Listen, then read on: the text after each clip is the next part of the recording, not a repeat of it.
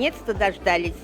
И главное, что как красиво все сделано, молодцы. Я первый раз пришел, конечно, но мне кажется, прекрасно. Хочу поздравить себя и всех федотовцев с таким праздником. Вот, давно мечтали. Наша мечта сбылась.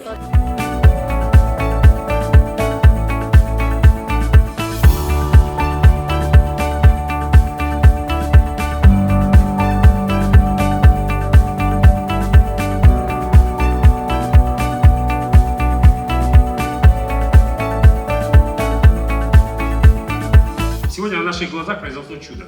Чудо, в которое мало кто верил, потому что долгие 13 лет, с 2006 года, это здание было брошено.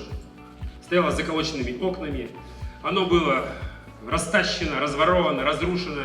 И никто не верил в то, что мы все вместе сможем проявить силу, волю, энергию, энтузиазм и его взять и отремонтировать, и вдохнуть в него новую жизнь.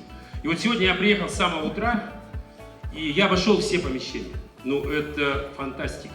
То, что я увидел, даже я себе представить не мог, хотя лично согласовывал проект на Градостроительном совете. Вы знаете, я бы здесь хотел бы от всех нас поблагодарить Олега Александровича не как, наверное, чиновник, а как человека слова, как настоящего мужика, как настоящего хозяина, который действительно принял такое решение. Я сегодня на Градсовете при всех сказал, вот когда я это все увидел, не знаю, принял бы я такое решение. Он принял это решение, он поверил нам, и вот сейчас мы стоим в этом обновленном, замечательном здании.